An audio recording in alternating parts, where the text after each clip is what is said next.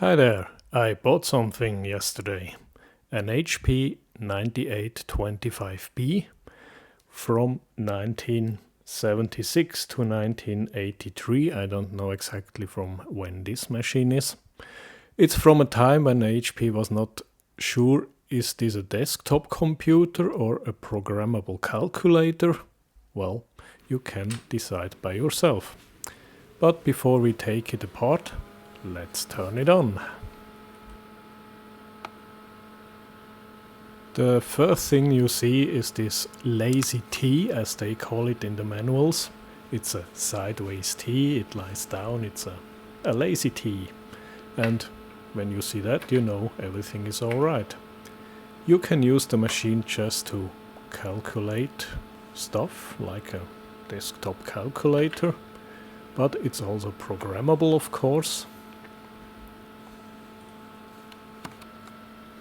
Here I'm trying to get a little bit more digits out of this extra long display, so the maximum digits is 11. I think it's 11 behind the dot. Let me see. Yes, it's 11 decimal places behind the dot. It also has a built-in printer. I just turned it on right now.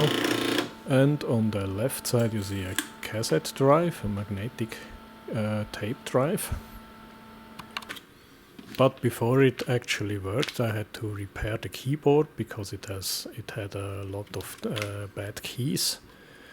And first I had to make something to test these keys.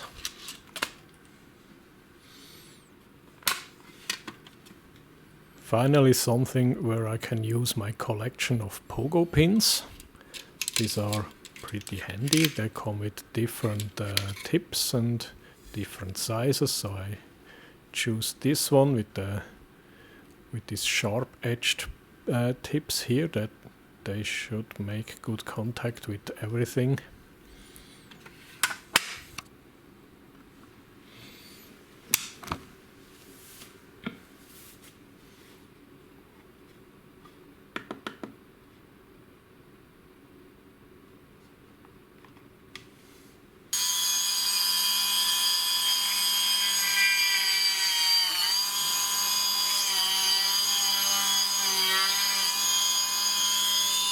I need this adapter because it's almost impossible to measure these contacts with normal probes, so at least with one hand, because I need the other hand to push the button to see if it makes contact, if it works or not. And this can be held with one hand, and that's pretty handy, pun intended.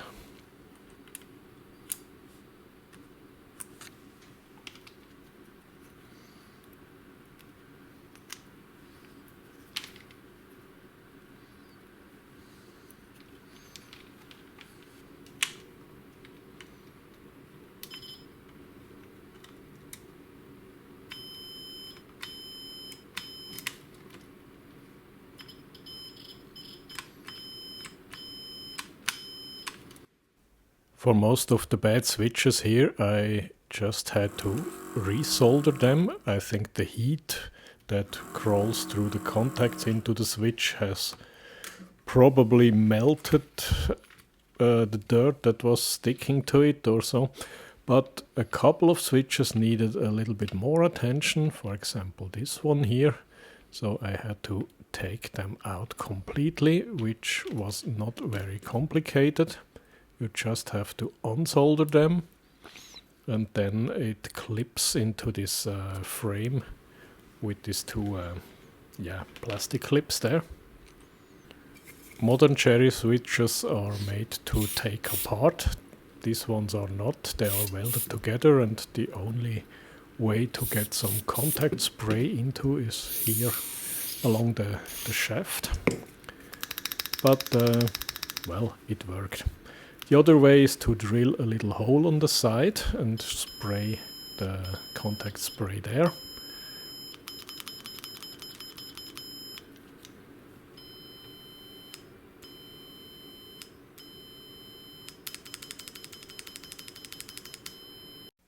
Here's the inside of one of these switches. You can open it, but you have to crack them around the edge. And after that you have to glue them together again.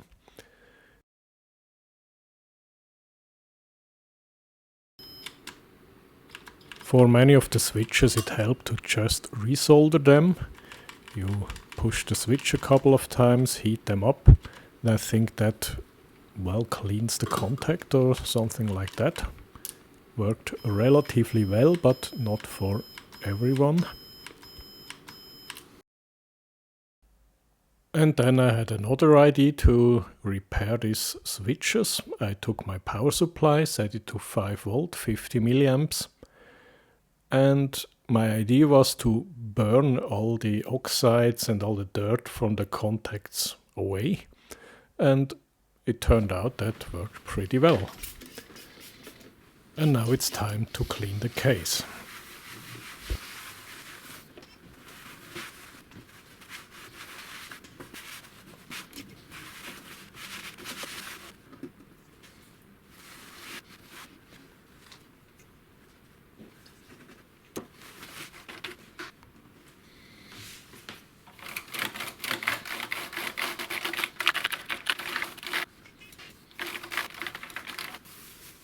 And that's my oldest trick to clean keyboards. You take a towel, paper works too.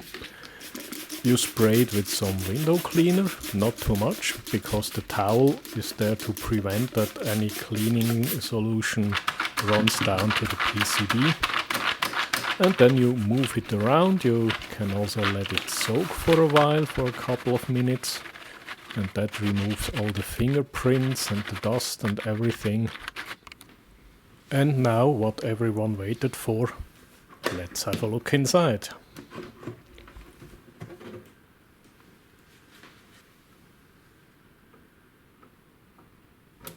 There are 4 logic boards in total. Each one is held by 3 clips, 3 of these nylon clips here. They also have a pretty interesting hinge mechanism on the left side. We will see that a little bit later. So it seems again HP didn't spare any expenses on these machines here.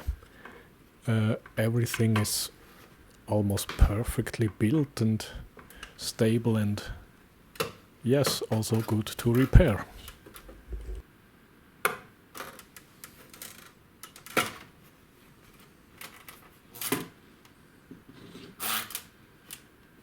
To lift the third board up, you have to remove the keyboard bezel assembly here.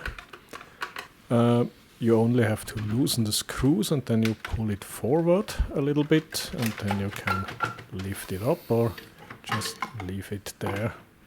There's enough room now to work.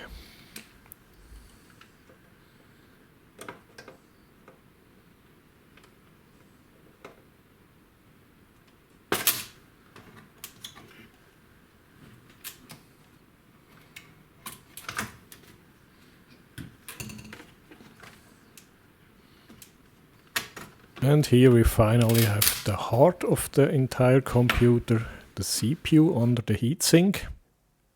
HP started to make these CPUs in 1972, and they had not much experience with designing CPUs, but it seems they did a pretty good job. You can also see it consists of 7 individual chips that were placed together in this hybrid ceramic.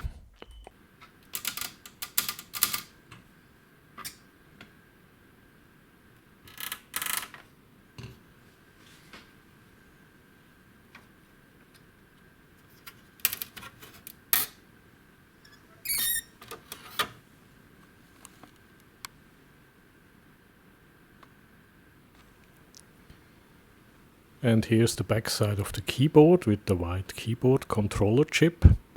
Here we have the LED display with its driver transistors and the LED chips on the top here.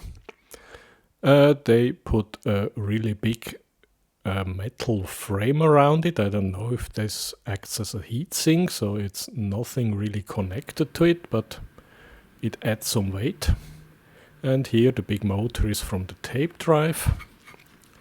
Then on the front we have 4 ROM expansion modules, for example for plotter driver modules and extended programming commands and so on.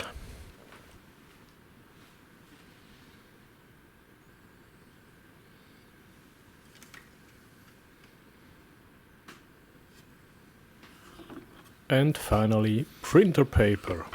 A pretty big portion of this computer is occupied by printer paper. It's thermo paper, it's a thermo printer, and it's a pretty simple mechanism. It only has one motor that advances the paper, and the head prints the whole width of the paper in one go. And there is also a cute little booklet with arrow messages, because on the display you only see arrow 1, 2, 3, 4, 37, and then you can take that booklet and see what that actually means. And it comes with this cute little holder, so only this booklet has space there, nothing else. Okay, thanks for watching.